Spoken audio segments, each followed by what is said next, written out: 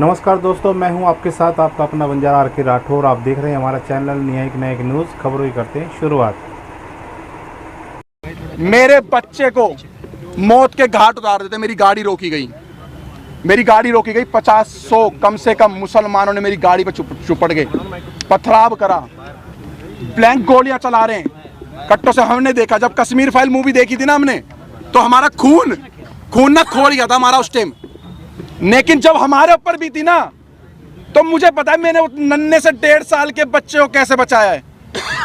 मैं मर जाता, मेरा बच्चा मर जाता, या मेरी वाइफ मर जाती, अगर भगवान मेरा राम अगर मुझे बचा देता ना, तो मैं इस देश के संविधान, इस देश के कानून को साइड में कर देता। अगर मेरा बच्चा मर जाता, जहां पर इस देश का संविधान हमारे बच्चों को और हमारे परिवार को, सनातन को नहीं बचा सकता, जहां पर ये पुलिस आर्मी और हमारे देश को नहीं बचा सकती, आईपीसी धाराएं नहीं बचा सकती, जहां पर पुलिस वालों पे गोली चल रही है, जहां पे बड़ी बड़ी अधिकारियों को मेवात जैसे एरिया में डंपरों से कुचल दिया जाता है, तो वहां पर इतनी बड़ी यात्रा हो रही थी। 1 से 1.5 लाख व्यक्तियों की, सनातनियों की पूजा करने जा रहे थे, आराध्य करने, अपने आराध्य भोले शंकर जी की। तो वहां पर आर्मी कहां गई, आपकी पुलिस प्रोटेक्शन कहां गई? 500 पुलिस वालों से 1.5 लाख बंदों की सुरक्षा आप करवा रहे थे। मैं आपको सच बता रहा हूं, मैं कोई आपको झूठ नहीं बता रहा। जब मेरी गाड़ी में आप गाड़ी में कितने लोग थे, किस तरीके से, कितने बजे की गाड़ी में हम 7, अचानक क्या हुआ वो बताइए। हम लोग 7 से 8 जने थे। जैसे ही हम लोग बरगली चौक वाले रोड पे जैसे हम लोग आगे की तरफ बढ़ते हैं, तो हमें दिखता है कि कुछ लोग बाइक के पास खड़े हैं, 6-7 बंदे बाइक ठीक कर रहे हैं। हमें थोड़ा सा शंका हुई कि 6-7 बंदे बाइक ठीक कर रहे हैं। आगे एक ऑटो, कम से कम 10-15 बंदे ऑटो ठीक करने में लग रहे हैं। एक ट्रक, एक डंपर के आगे उन्होंने बाइक को लिटा रखा और ट्रक वाले की गर्वान पकड़ रखी है। सब एक प्री प्लान था कि एक हवा बना रहा था कि भाई लगे किसी को कि हम लोग ये हादसे में खड़े हुए, लेकिन वो हादसे में नहीं थे। वो पूरा एक फ्रेम बना करके घेरने की इंतजार करते। जितने अंदर जा रहे हैं जाने दो, उसके बाद एक एक की लाश वहां से निकलती। 70 से ज्यादा गिरफ्तारी हो चुकी है, क्या लग रहा है? 70 से ज्यादा लोग थे, लाखों आदमी इसके अंदर इन्वॉल्व है, लाखों आदमी। और मैं खट्टर साहब का, मैं बीजेपी का विरोध नहीं कर रहा, मैं कांग्रेस का विरोध नहीं कर रहा, मैं किसी पार्टी का विरोध नहीं कर रहा हूँ। मैं साफ खट्टर साहब का विरोध करना चाह रहा हूँ आपके चैनल के माध्यम से। लेकिन नहीं, मेरी बात सुन लो पत्रकार साहब। खट्टर साहब का एक बयान आया है कि हमने आधे घंटे या 1 घंटे के अंदर पुलिस भेज दी। सारा का सारा फेलियर और झूठ बात है। 3 घंटे तक उस मंदिर पे भी नहीं पहुंची थी। मंदिर के अंदर भी गोलियां चली। लेकर निकले, कहाँ गए? बरगली चौक। अपने आप को, अपने बच्चे को, अपनी पत्नी को, किस जो लोग थे उनको बस भागते रहे। जहां पर हिम्मत टूटी, वहां पेट्रोल पंप दिखा, पेट्रोल पंप में गाड़ी घुसेड़ दी। मैं उन अंकल जी का एहसान जिंदगी भर नहीं भूलूंगा, मेरे को और मेरे परिवार को। और उन्होंने मेरे पीछे बैठे हुए व्यक्ति को, जो किसी के बच्चे थे, किसी माँ के लाल थे, उनकी माँ की आंखों की टकटकियां लगी हुई थी। मेवात में मेरे बच्चे गए और वहाँ पर हमला हो रहा है। उन अंकल का धन्यवाद करना चाहूँगा। अंकल ने बोला डरो मत, गाड़ी यहाँ लगाओ, किसी माई के लाल में दम नहीं है जो इस पेट्रोल पंप की सीमा पार कर जाए। पेट्रोल पंप पे आए और रेकी कर रहे थे बाइक और कार से पेट्रोल पंप के सामने कि हाँ यहाँ ये लड़ फंसे हुए ये सारे के सारे। और मैंने भगवा, यही कपड़ा चेंज नहीं हुआ मेरा कल से, यही कपड़ा है मेरे पास, यही। इसको देख के टारगेट कर रहे थे कि अगर वो सारे का 200-250 की संख्या में आ जाते तो हमें पेट्रोल पंप पे ही मार देते, तो पेट्रोल पंप पे भी आग लगा देते। गोली भी चली? मेरी गाड़ी पे गोली नहीं चली, मेरी गाड़ी के सामने से बिल्कुल गोली गई, हवा में गोली फायर करी उन्होंने कट्टों से। और ऐसे वेपन उनके हाथ में थे जो दिल्ली पुलिस के भी हाथ में ऐसे हथियार नहीं थे। आर्मी वालों के पास भी नहीं होंगे। मैं कहा दिल्ली पुलिस, हरियाणा पुलिस के हाथ में ऐसे हथियार नहीं थे। इतने बड़े बड़े आतंकवादी है सारे के सारे। मैं आपको बता देता हूँ शुरुआत कहाँ से हुई है। हम फरीदाबाद से जब निकले हैं अपने वाहन से, इनकी गाड़ी हमारे से आधा घंटा लगभग पीछे थी, आधे से पौन घंटा, किलोमीटर के हिसाब से नहीं बता सकता। मगर जिस समय हम लोग वहां से जा रहे थे, रास्ते में हमारी गाड़ी के पीछे 2-3 बाइक वाले लगातार चल रहे थे, जो फरीदाबाद से नूह और मेवात तक थे। हमें शक तो हो रहा था कि शायद हमारा पीछा करा जा रहा है, हमारी रेकी हो रही है। हमारी किसी भी टीम के पास किसी तरीके का कोई भी ऐसा सामान और ऐसी चीजें नहीं थी। अगर होती तो हमारे पास महिलाओं और बच्चों को हम नहीं लेके जाते। केवल शोभा यात्रा थी, जो पिछले कई वर्षों से वहां पर शोभा यात्रा चलाई जा रही है। और शोभा यात्रा में जल चढ़ाया जाता है, पूजा पाठ करी जाती है, और उसके बाद उन मंदिरों से अपने अपने स्थान वापस जाया जाता है। मगर वहां पर जिस तरीके से भीड़ थी, सबके कानों में छोटे वाले वो ईयरबड लगे थे। हमारी बाइकों के साथ भी जब हमारी बाइकें रुकी है, कुछ काफिले में 4-5 गाड़ियां रुकी है, हमारी गाड़ियों के साथ एक बाइक वाला रुक के गया है, जिसने ये बताया है, वहां पर सबने देखा है कि कुछ लोग यहाँ भी रुक गए हैं, भेजो।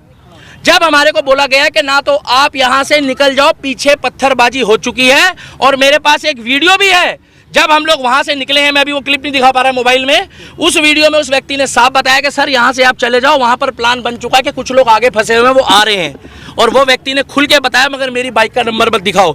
दूसरी बात यह है, हमारे आसपास से पत्थरबाजी हुई है, वहां पर बुजुर्गों ने चलाए हैं, महिलाओं ने चलाए हैं। सबसे बड़ी बात यह है कि ये बच्चों को पहले टारगेट करते हैं, छोटे बच्चों को आगे लाते हैं जिससे उनकी जमानत हो जाए, उनको जज के आगे पेश करके ये दिखाया जाए कि ये एक बच्चा है, ये बालक है, ये भावनाओं में आकर अपनी सुरक्षा में फेंकना शुरू कर चुका है। 4 दिन पहले से वहां पर पोस्ट चल रही थी कि इनको मेवात की धरती में पैर रख के दिखाओ, हम तुम्हारे बाप के नौकर नहीं है। मेवात को ये दिखाना चाहते हैं, कहते हैं हिंदुस्तानियों तुम वापस जाओ, मेवात हमारा है। हिंदुस्तान, मेरे को क्या पता पत्रकार कहां से आए, आपको पता कहां से आए पत्थर? आप बताइए। मुझे क्या पता कहां से आए, कैसे पत्र, इसी पत्रकारिता के चक्कर में जो है ना मजाक बनाया हुआ है। एक मिनट रुक जाओ भाई साहब, इसी पत्रकारिता के चक्कर में पत्थर उनकी छत पे थे, तो मुझे क्या पता किसका लेंटर तोड़ के लेकर आए वो। चौथी मंजिल से पत्थर कहां जाएंगे, कौन एक ईंट उठा के चौथी मंजिल में जा रहा है? बाइक का शोरूम लूटा जा रहा है, हिंदुओं की दुकानों को टारगेट किया जा रहा है। और केवल वहां पर जब दिख रहे हैं मुसलमान, एक जगह कहा जाता है मुस्कुराइए आप लखनऊ में हैं, और एक जगह कहा जाता है बच के रहिए आप मेवात की नगरी में हो। ये फर्क देखा जा रहा है। पूरी तरह से फेलियर था, बिल्कुल फेलियर था। अगर अनिल विज की वहां पर 700 पुलिस थी, 700 पुलिस उन्होंने बताया है, उनके हाथ में हथियार थे जो सरकारी होते हैं संवैधानिक तौर पे, वो सारे बेकार थे, बोकस थे, कहीं कोई लाठीचार्ज नहीं हुआ, वो मूक दर्शक थे। आपके पास वीडियो क्लिप है, आप देखिए।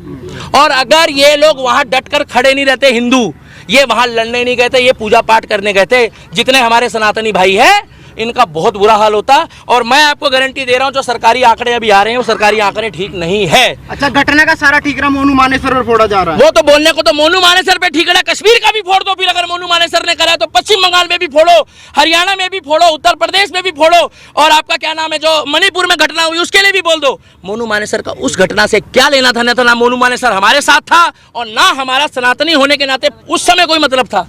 हमारा मतलब केवल इतना था कि एक शोभा यात्रा थी, जिस तरीके से मुहर्रम में सारे मुस्लिम एक होकर, जब यहाँ पर इन्होंने खुद नागलोई में दंगा करा, वहां कौन मोनू मानेसर था? वहां कौन सी आरएसएस की साजिश थी? वहां किसने बोला कि मोनू मानेसर का नाम लिया गया? अरे वो तो आपस में ही भिड़ गए। और भाई साहब, कलाम की सोच वाले हिंदुस्तान में मुस्लिम घट गए हैं, कसाब की सोच वाले बढ़ गए हैं। लिख के ले लो, 2024 में अगर मैं अभी भी कह रहा हूं कि बीजेपी को वोट मत दो, केवल उस व्यक्ति को वोट दो जो हमारे धर्म के लिए, क्या कर रहे हो भाई, जो हमारे धर्म के लिए बात करे, जो हमारे धर्म के लिए बात करे, जो सनातन धर्म के लिए बात करे। आज उत्तर प्रदेश में हिंदू की बेटी हो, मुसलमान की हो, सिख की हो, ईसाई की हो, 3 दिन पहले मुझे खुशी हुई कि अगर वहां पर कांवड़ यात्रा के दौरान भी कांवड़ियों ने कुछ उपद्रव मचाया तो योगी मॉडल ने वहां पर उनके ऊपर भी कार्रवाई करी है। विकास दुबे कौन जाति का था? वो एक धर्म सनातनी था, हम लोगों ने कोई विरोध नहीं करा। मगर दुनिया जानती है, जब अतीक अहमद मारा गया, अतीक अहमद के साथ जो कांड हुआ, हमें नहीं मालूम किसने करा, तब इन्होंने क्या बोला कि वो शहीद हो गया। तब इन्होंने क्या बोला कि भैया वो हमारा बंदा था।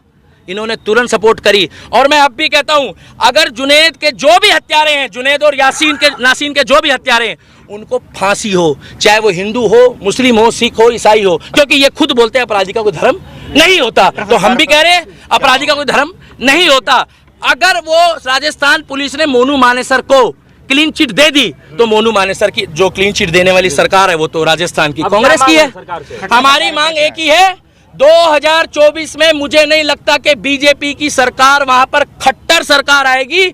अगर वहां पर बुलडोजर नहीं चला योगी बाबा वाला कि इधर गड़बड़ हुई, इधर ना तारीख ना सुलवाई, वही फैसला। हमें चाहिए योगी मॉडल, हमें चाहिए बुलडोजर मॉडल, और हमें चाहिए योगी बाबा वाला प्रोटोकॉल। और हरियाणा करवाना चाहते हैं। मेवात कौन बोल रहा खाली करने? उत्तर प्रदेश खाली हो गया पत्रकार महोदय। उत्तर एक मिनट मेरे को बोलने दो। उत्तर प्रदेश खाली हो गया। कौन मुसलमान परेशान है उत्तर प्रदेश में? कितने मुसलमान भागे वहां से?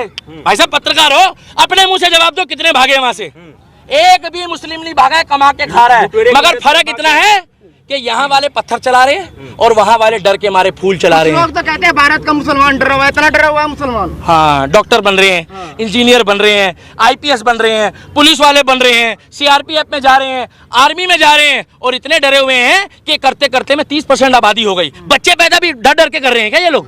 क्या डर के खौफ में बच्चे पैदा होते हैं? पुलिस तो वहां थी, अरे कैसी बातें कर रहे हो? पुलिस तो हमारे सामने थी। हाँ। ये पूछो कि और बल कब आया है? कब आया? और बल जब आया है जब वो वहां पर पूरा माहौल खराब हो चुका था, जब वहां पर लोग मारे गए, वहां पर। एक मिनट लास्ट बात बोलना चाहूंगा।